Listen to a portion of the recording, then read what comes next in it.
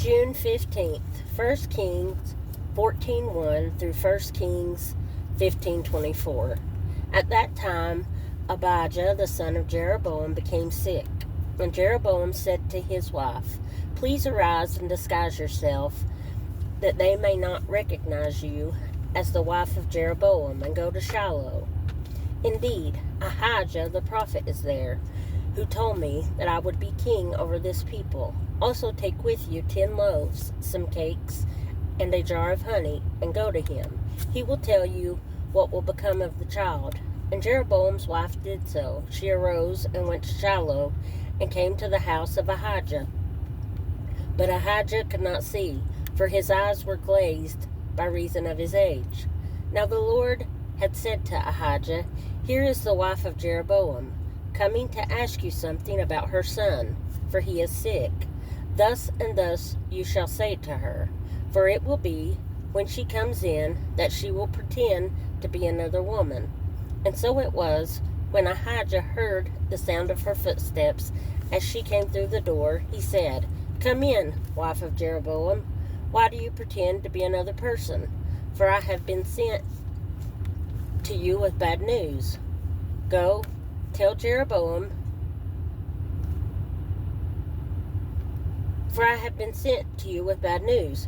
Go, tell Jeroboam, thus says the Lord God of Israel, because I exalted you from among the people, and made you ruler over my people Israel, and tore the kingdom away from the house of David, and gave it to you, and yet you have not been as my servant David, who kept my commandments, and who followed me with all his heart, to do what was right in my eyes, but you have done more evil than all who were before you, for you have gone and made for yourself other gods and molded images to provoke me to anger, and have cast me behind your back. Therefore, behold, I will bring disaster on the house of Jeroboam, and will cut off from Jeroboam every male in Israel, bond and free. I will take away the remnant of the house of Jeroboam as one takes away refuse until it is all gone. The dog shall eat whoever belongs to Jeroboam and dies in the city, and the birds of the air shall eat whoever dies in the field, for the Lord has spoken. Arise, therefore, go to your own house, and your feet enter the city. When your feet enter the city, the child shall die, and all Israel shall mourn for him and bury him, for he is the only one of Jeroboam who shall come to the grave, because in him there is found something good towards the Lord God of Israel in the house of Jeroboam. Moreover, the Lord will raise up for himself a king over Israel, who shall cut off the house of Jeroboam. This is the day. What? Even now. For the Lord will strike Israel, as a reed is shaken in the water. He will uproot Israel from this good land which he gave to their fathers, and will scatter them beyond the river, because they have made their wooden images, provoking the Lord to anger.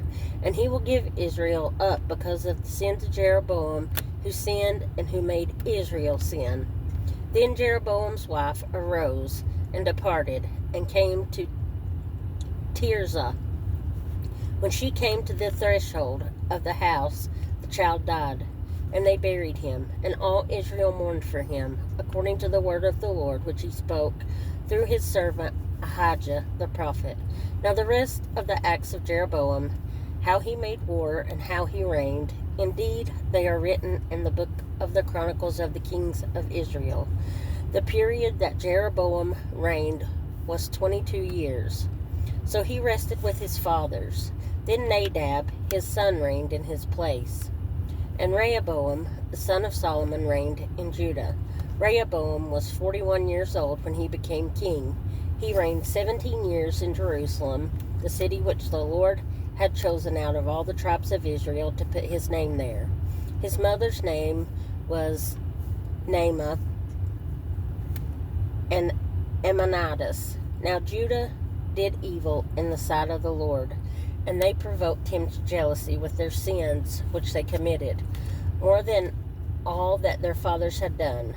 For they also built for themselves high places, sacred pillars, and wooden images on every high hill and under every green tree. And there were also perverted persons in the land. They did according to all the abominations of the nations which the Lord had cast out before the children of Israel.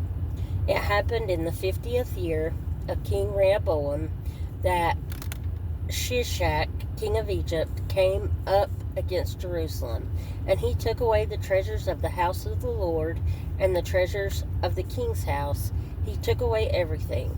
He also took away all the gold shields which Solomon had made.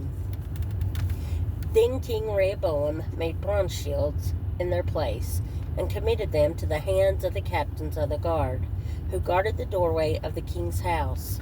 And whenever the king entered the house of the Lord, the guards carried them, then brought them back into the guardroom. Now the rest of the acts of Rehoboam, and all that he did, are they not written in the book of the Chronicles of the kings of Judah? And there was war between Rehoboam and Jeroboam all their days. So Rehoboam rested with his fathers, and was buried with his fathers in the city of David. His mother's name was Naamah, and Ammonitis. Then Abijam the son reigned in his place. In the 18th year of King Jeroboam the son of Nebat, Abijam became king over Judah. He reigned 3 years in Jerusalem. His mother's name was Maacah,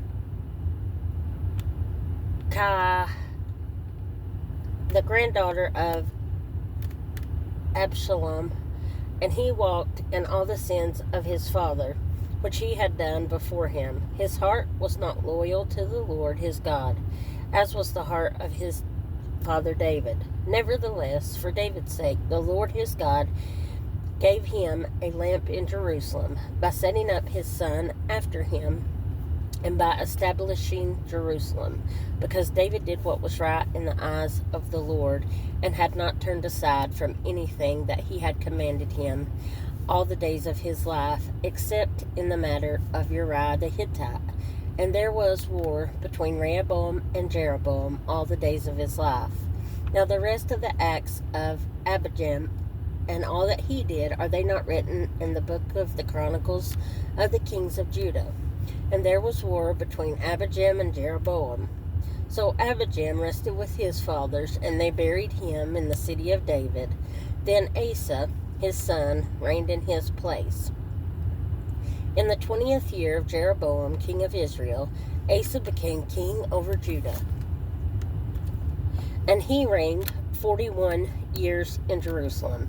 His grandmother's name was Maacah, the granddaughter of Absalom. Asa did what was right in the eyes of the Lord, as did his father David. And he banished the perverted persons from the land, and removed all the idols that his fathers had made. Also he removed Maacah his grandmother from being queen mother, because she had made an obscene image of Asherah. And Asa cut down her obscene image and burned it by the brook Kidron. But the high places were not removed. Nevertheless, Asa's heart was loyal to the Lord all his days. He also brought into the house of the Lord the things which his father had dedicated, and the things which he himself had dedicated, silver and gold and utensils. Now there was war between Asa and Baasha, king of Israel, all their days. And Baasha, king of Israel, came up against Judah, and built Ramah, that he might let none go out or come in to Asa, king of Judah. Then Asa took all the silver and gold that was left in the treasuries of the house of the Lord, and the treasuries of the king's house, and delivered them into the hand of his servants. And King Asa sent them to Ben-Hadad, the son of Tabrimon, the son of Hezion, king of Syria, who dwelt in Damascus, saying, Let there be a treaty between you and me, as there was between my father and your father.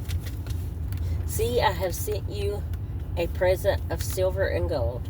Come and break your treaty with Baasha, king of Israel, so that he will withdraw from me." So Ben-Hadad heeded King Asa and sent the captains of his armies against the cities of Israel. He attacked Ijon, Dan, Abel-Beth, Makkah, and all Chinneroth, with all the land of Naphtali. Now it happened, when Baasha heard it, that he stopped building Ramah and remained in Tirzah. Then King Asa made a proclamation throughout all Judah. None was exempted.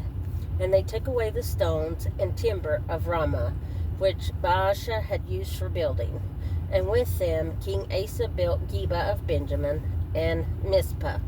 The rest of all the acts of Asa, all his might, all that he did, and the cities which he built, are they not written in the book of the Chronicles of the kings of Judah? But in the time of his old age he was diseased in his feet. So Asa rested with his fathers, and was buried with his fathers in the city of David his father. Then Jehoshaphat his son reigned in his place. Acts 10, 1-23. There was a certain man in Caesarea called Cornelius, a centurion of what was called the Italian regiment, a devout man, and one who feared God with all his household, who gave alms generously to the people, and prayed to God always. About the ninth hour of the day, he saw clearly in a vision an angel of God coming in and saying to him, "Cornelius." And when he observed him, he was afraid and said, "What is it, Lord?" So he said to him, "Your prayers and your alms have come up for a memorial before God. Now send men to Joppa, and send for Simon, whose surname is Peter. He is lodging with Simon, a tanner, whose house is by the sea. He will tell you what you must do."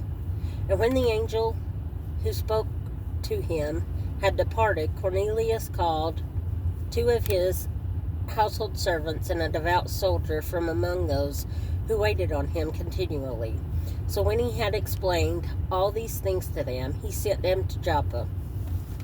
The next day, as they went on their journey and drew near the city, Peter went up on the housetop to pray about the 6th hour. Then he became very hungry and wanted to eat. But while they made ready, he fell into a trance and saw heaven opened, and an object like a great sheet bound at the 4 corners, descending to him and let down to the earth. In it were all kinds of 4-footed animals on the earth, wild beasts, creeping things, and birds of the air. And a voice came to him, "Rise, Peter, kill and eat." But Peter said, "Not so, Lord, for I have never eaten anything common or unclean." And a voice spoke to him again the second time, "What God has cleansed, you must not call common." This was done 3 times, and the object was taken up into heaven again. Now while Peter wondered within himself what this vision which he had seen meant, behold, the men who had been sent from Cornelius had made inquiry for Simon's house, and stood before the gate. And they called and asked whether Simon, whose surname was Peter, was lodging there. While Peter thought about the vision, the Spirit said to him, "Behold, 3 men are seeking you. Arise, therefore, go down and go with them, doubting nothing, for I have sent them." Then Peter went down to the men who had been sent to him from Cornelius and said, "Yes, I am he whom you seek. For what reason have you come?" And they said, "Cornelius the centurion, a just man, one who fears God and has a good reputation among all the nations of the Jews, was divinely instructed by a holy angel to summon you to his house and to hear words from you." Then he invited them in and lodged them. On the next day Peter went away with them, and some brethren from Joppa accompanied him. Psalm 133, 1-3. Behold, How good and how pleasant is it for brethren to dwell together in unity. It is like the precious oil upon the head, running down on the beard of Aaron, running down on the edge of his garments. It's like the dew of Hermon, descending upon the mountains of Zion. For the Lord commanded the blessing, life forevermore. Proverbs 17:7 and 8. Excellent speech is not becoming to a fool, much less lying lips to a prince. A present is a precious stone in the eyes of its possessor. Wherever he turns, he prospers.